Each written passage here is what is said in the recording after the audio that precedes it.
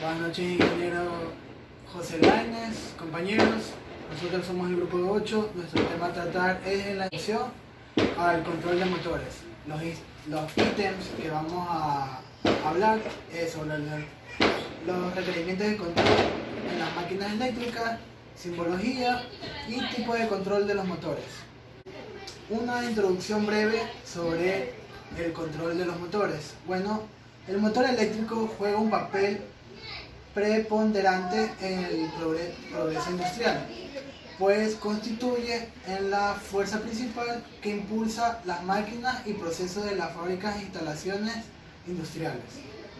Dependiendo de la versatilidad buscada para mover un determinado equipo, la industria puede escoger entre los siguientes tipos de motores eléctricos: motores de corriente continua, motores síncronos y motores de inducción o asíncronos. El motor eléctrico podría definirse como un dispositivo conjunto de estos que sirve para gobernar de alguna manera predeterminada la operación del motor y que además proporcionar algún tipo de protección que asegure su funcionamiento. Los controladores pueden ser muy sencillos o extremadamente complicados o complejos, desde los arrancadores manuales del tipo volquete hasta esquemas de control que contengan una gran cantidad de elementos. Hoy en día, computadoras y una gran variedad de sofisticados componentes son empleados en procesos automatizados para controlar el arranque, el paro y muchas otras funciones de control. Dependiendo de su operación, pueden clasificar en manuales, semiautomáticos y automáticos. Bueno, los manuales, ¿qué son los manuales?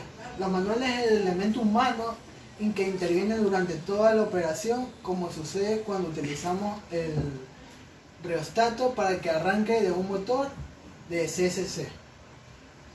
Semiautomático. En este tipo de controladores, el operador interviene para iniciar un cambio en la condición de la operación. Por ejemplo, pulsando un botón para que permita se energicen contactores y reguladores que realicen una secuencia predeterminada.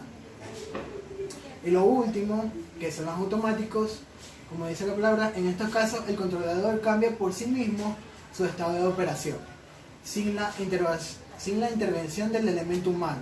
Por ejemplo, los equipos de control para el sistema de bombeo, en donde una secuencia puede iniciarse al operar un interruptor flotador cuya acción dependa de la determinado nivel de líquido.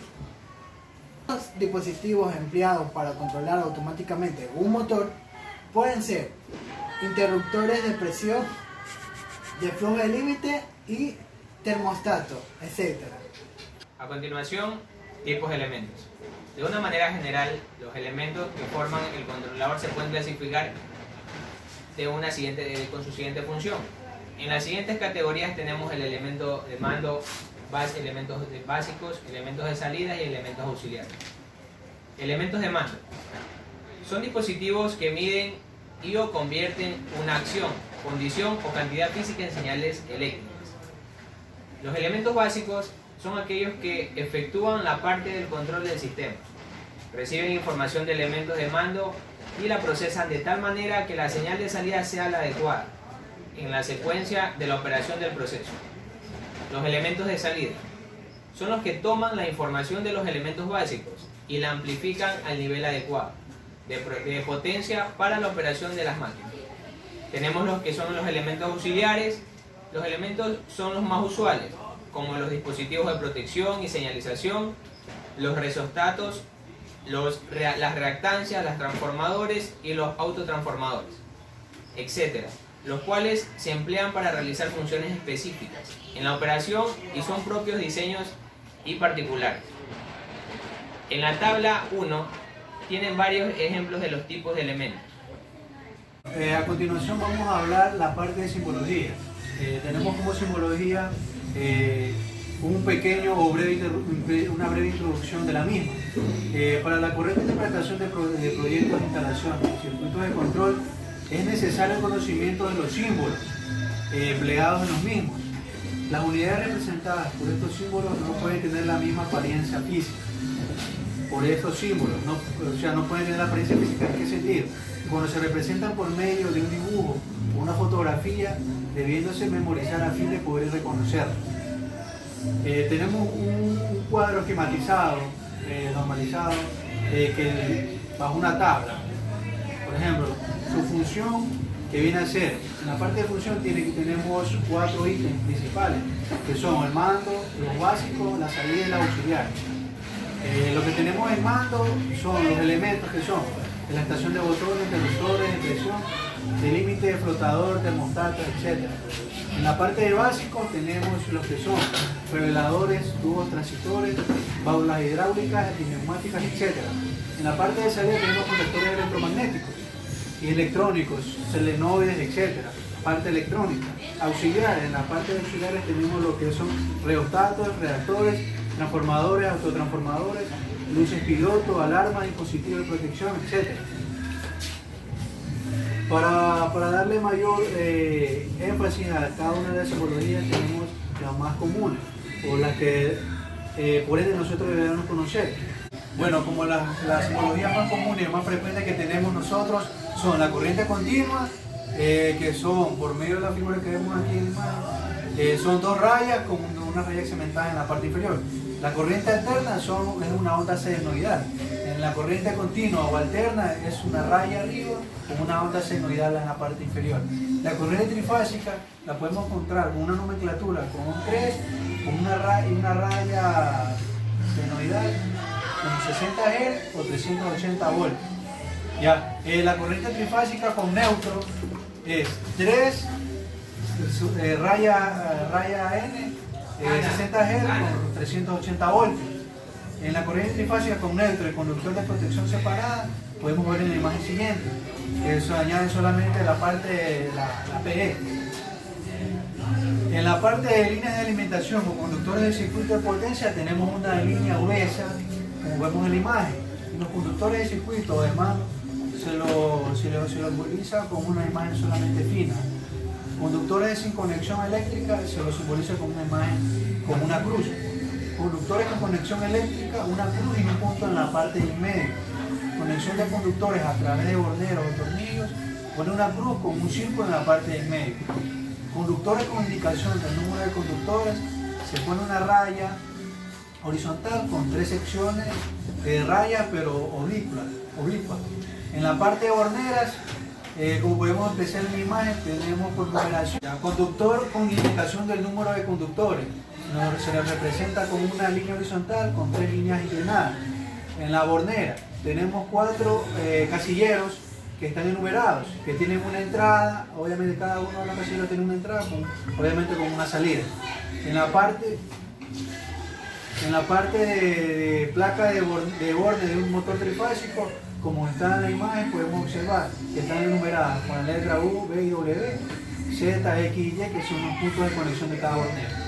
Los conductores de longitud variable, para ser instalados posteriormente durante el montaje de una máquina, tenemos en 2 simbologías, las que son de mando y las que son de potencia. Como podemos observar, las que son de mando son líneas segmentadas, pequeñas, y las que son de potencia son líneas segmentadas, pero más gruesas. En la parte de fases tenemos que en la simbología son las con las letras R, S y T. En la entrada de los contactores principales tenemos en la numeración en simbología 1, 3, 5, o L1, L2 o L3. En la salida de los contactos principales que tenemos con la numeración son 2, 4, 6, o T1, T2 o T3. En las entradas principales tenemos que son la V, O, X, Y y Z. Bueno, tenemos también el fusible, que su simbología es como la apreciamos en la imagen. En la parte del seleccionador, la imagen es la siguiente. Tenemos también el seleccionador con fusible, que su simbología es la siguiente, como apreciamos en la imagen. El contacto de disyuntor es, como se aprecia en la imagen, podemos observarla, el relé térmico, circuito de fuerza, tenemos en la imagen como tenemos ahí la simbología, el relé termomagnético, circuito de fuerza, podemos observar como tenemos en la imagen, el relé electromagnético, circuito de fuerza, tenemos la simbología como la observamos en la imagen, los contactos principales del contactor, Esto aquí podemos observar en la imagen, tenemos con numeración como se le expresa en la imagen. Los contactos auxiliares o NA, que son los contactos que van, como se dice su nombre, auxiliares, los que están con su numeración 13, 14, 23, 24, 33, 34. Los contactos auxiliares NC, que es lo que se ven en la imagen, que son 11, 12, 21, 22, 31, 33, 32, perdón. El motor trifásico, que son con 3 borneras, como podemos observar, está en la imagen, ¿no? Tenemos la parte de la letra que es 3, que es M, y la que es 3, que es trifásico. El motor trifásico de 6 borneras, tenemos en la imagen, como vemos, tenemos las entradas que son Z, X y Y, y obviamente la salida V y W, con la simbología presente. Motor trifásico con 2 arrollamientos estatóricos separados. Tenemos en la imagen que en cambio de esta imagen va incluido con una numeración adicional que es la letra 1, que es la numeración 1 en la parte de V y W, y el motor, en la parte del motor, va con una circunferencia adicional. En la bobina del motor trifásico la podemos encontrar como en forma de Y o como una especie de serpentina de Y. Cuando encontramos también un motor en la simbología con forma de Y, ¿qué quiere decir? Que quiere decir que esta bobina del motor trifásico en conexión estrella. En la parte, si encontramos también una simbología en forma de triángulo, quiere decir que la bobina del motor trifásico en conexión triángulo. Cuando encontramos un símbolo con numeración 13, 23, 26, 14, 24, quiere decir que es un interruptor general tripolar. Cuando encontramos una numeración con L1 hasta la 21, un TR1 hasta la 22, es un contactor eléctrico trifásico. Para encontrar un temporizador en contacto conmutado, encontramos con un A1, A2 y la numeración 6, 7 y 2, con un pulsador. Con un pulsador de marcha simple encontramos el contactor que sería el 3, 4 y la forma de pulsador. Compañeros y profesor, a continuación les voy a mostrar unos elementos de lo que formarían parte de un sistema de control de fuerza y control de un motor o para hacer el diagrama de arranque de un motor. No, entre eso tenemos el arrancador, que el arrancador no es nada más que el pulsador o el selector que va a dar el paso de la energía hacia el motor para que éste pueda accionar y pueda generar el movimiento rotacional para que ejecute la actividad que fue asignada al motor. Ya puede ser movimiento de transmisión por polea o puede mover una caja de engranaje, ¿no? Y entonces aquí se puede hacer de manera pausada con arranques suaves o arranques directos que llevaríamos al motor a su máxima RPM en un momento determinado muy corto. El pulsador de paro, existen pulsadores de paro como este que son unificados, que viene un pulsador de paro marcha, que cuando nosotros pulsamos el pulsador de paro se enciende la luz piloto, que esta nos indica que el motor está funcionando. Cuando presionamos el selector de paro, se nos va a apagar la luz con indicativo que el motor paró. Entonces existen tanto pulsadores unificados como pulsadores independientes. Eso queda a preferencia y a criterio de las personas, como quieran asignar su diagrama o como la conveniencia del diagrama que quieran ejecutar en su motor. Como ya sabemos, podemos hacer como les indicaba, existen pulsadores tanto unificados como este que es paro marcha en el mismo selector, en el mismo pulsador, o pulsadores independientes, depende el sistema de potencia o control que queramos ejecutar nosotros. En el sistema de control también podemos hacer la inversión o rotación de giro del motor. Esto implica que se necesita otro controlador para cambiar automáticamente la dirección de rotación de las máquinas. Por acción de inversión de los controladores es un proceso continuo con muchas aplicaciones industriales. O también se lo puede hacer de forma manual, pero necesitaríamos la ayuda de un operador o un eléctrico para que pueda hacer este cambio en el equipo. Es que invertir las líneas para que pueda tener el cambio de giro. Esta se puede hacer por medio de estaciones de botones, un interruptor de tambor o un módulo inversor de giro, que ya son otros equipos que formarían parte de nuestro sistema de control. Ya. tenemos la marcha, las velocidades y características de operación deseadas son función y propósito directo de los controladores. Estos protegen a los motores, operadores, máquinas y materiales mientras funcionan, ¿no? Entonces tenemos, también podemos, en un control tenemos algo importante que son los paros de emergencia. Este paro es normalmente cerrado. Esto indica que por este interruptor, por este pulsador va a siempre pasar la corriente. Cuando nosotros pulsemos el botón automáticamente, se abrirá el contacto e impedirá que la energía pase al motor, lo que serviría para una protección en caso de que alguna persona introduzca sus manos o pase algo en la máquina. Podríamos pararla totalmente, ¿no? Este es un indicador de luz piloto. Este es un indicador de luz piloto de marcha. Esto nos va a encender siempre y cuando tengamos el motor en operación. Así también tenemos luz paro marcha de fallas en el motor. Esta se encenderá únicamente cuando el motor presente una falla. Puede ser por distintos eventos que puede presentar fallas, y la luz, el piloto rojo, nos dará un indicador visual de que está en falla el motor y que debemos revisarlo o intervenirlo inmediatamente. No. A esto también tenemos controladores de velocidades, que son los variadores de frecuencia, donde en el variador de frecuencia nosotros configuramos los parámetros que va a trabajar el motor. El motor aquí en nuestro país la frecuencia nominal es 60 Hz. Entonces con este variador de frecuencia nosotros podemos disminuir la frecuencia para que nuestro motor gire más lentamente, o incrementar la velocidad de este motor en un porcentaje del 20%, que sería lo recomendado o lo técnico que se le podría dimensionar a un motor, ¿no? Seguridad de los operadores. Muchas veces salvaguardar mecánicas ha dado el origen de métodos eléctricos, dispositivos pilotos de control eléctrico. Muchos elementos para salvaguardar la vida de los operadores. Tenemos medidores de energía que pueden ayudar, que al tener una pérdida de energía en el sistema, estos pueden mandar a disparar el disyuntor principal o breaker para que esto corte la energía y hasta verificar dónde es la pérdida de energía en el equipo. Protección contra daños podemos tener para el equipo. Podemos tener protectores de fases o relés térmicos. El protector de fases nos va a dar el indicador, o va a mandar a cortar la energía, a cortar el paso de energía por el equipo cuando tengamos un sobrevoltaje. Contra daños del equipo, en este caso, para podemos proteger los equipos a través de medidores de voltaje, que pueden ser los de medidores de voltaje, que pueden ser un ICM, que estos nos va a medir tanto la corriente de entrada como la corriente de salida, para evitar que nuestros equipos entren en ese monofasén o ingrese un voltaje mucho mayor del que está configurado el equipo, ¿no? Entonces también tenemos los relés térmicos, que los relés térmicos ellos protegen de los sobreamperajes cuando el equipo comienza a fallar.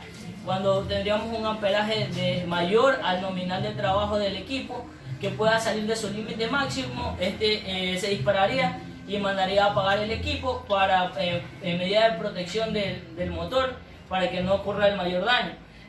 Mantenimiento de los dispositivos de arranque. Una vez instalados y ajustados adecuadamente, los arrancadores para motor mantendrán un tiempo de arranque, voltaje y corriente confiables en beneficio de la máquina impulsada y el sistema de energía. Los fusibles cortacircuitos o interruptores de conexión de tamaño apropiado para el arranque constituyen buenas prácticas de instalación que se rigen por los códigos eléctricos.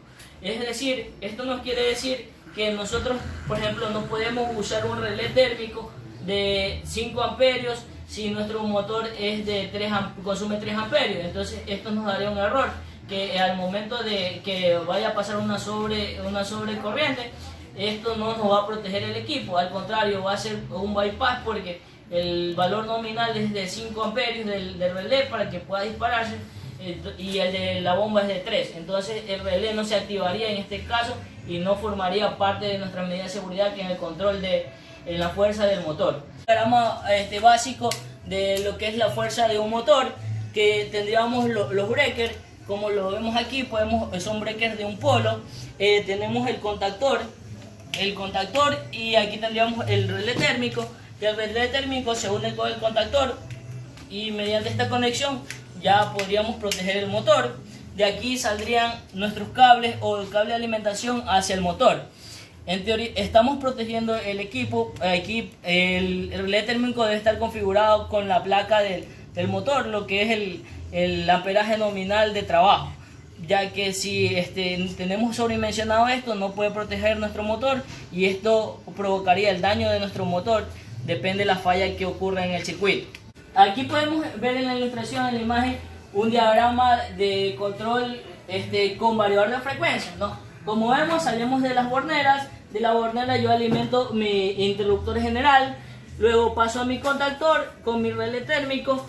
Aquí, una vez que yo salgo de mi contactor con mi relé térmico, yo entro al variador de frecuencia y del variador de frecuencia salgo a mis pulsadores o selectores, dependiendo de lo que yo desea usar. Puedo usar selector o pulsador de par o marcha, ¿no? Entonces, mediante la ayuda de este variador de frecuencia, yo puedo manipular la frecuencia del motor. Esto indica que puedo bajar las revoluciones o aumentar sus revoluciones. Lo recomendable para aumentar en un motor sería un 20% hacia arriba o hacia abajo, para no tener afectaciones del motor. Entonces, esto es aplicativo podemos aplicarlo en las líneas de producción. Cuando tenemos envases pequeñitos o productos pequeños que llenar, necesitamos correr líneas a una mayor velocidad, y cuando tendríamos un envase mayor, podríamos disminuir la velocidad, ya que entonces aquí, como indicaba este variador de frecuencia, nos podría ayudar en las líneas de producción, ya que cuando queremos llenar productos de pequeños necesitamos correr a una velocidad mayor, y cuando tengamos algún tipo de envases más grandes podemos correr a velocidades menores, ya debido al tiempo de llenado que podemos tener en algún equipo. Bueno, a continuación voy a hacer la demostración con unos pulsadores de encendido y apagado básicos, en la cual vamos a dar marcha a una bomba de agua, en la cual presentamos aquí primero lo que son los pulsadores o los mandos de encendido y apagado, en la cual está hecho con una conexión a una corriente de 110, en la cual tenemos aquí una luz en la cual nos muestra, esta luz piloto es de color verde, ya que no teníamos una luz piloto de color roja para hacer la demostración. Entonces aplicamos esta luz piloto color verde, que nos demuestra si se enciende es porque tenemos una falla en nuestro motor, está en falla el circuito. Entonces, cuando yo le doy el encendido al motor, podemos ver que se apaga la luz piloto, es porque ya el circuito está corregido su error. Entonces, al momento de dejarlo de pulsar, vuelve la falla, ya que este contactor que tenemos aquí lo realizamos porque tiene una falla. Este contactor tiene una avería, en la cual, si nosotros podemos ver, si aplastamos la luz roja, estamos demostrando que sí funciona el pare de este contactor. Por lo tanto, si hacemos acción con la luz verde, que si se dan cuenta tenemos que tener presionada para que encienda, es porque es una falla que tiene interna. Y podemos ver que se apaga nuestra luz piloto. ¿Por qué motivo? Porque el circuito está corregido. Si la aflojo se enciende es porque nuestro circuito no está corregido, tiene una falla interna. Entonces esa parte la queremos demostrar mediante este circuito que se realizó, un circuito básico, donde podemos encontrar una falla y una corrección. Nada más, muchas gracias.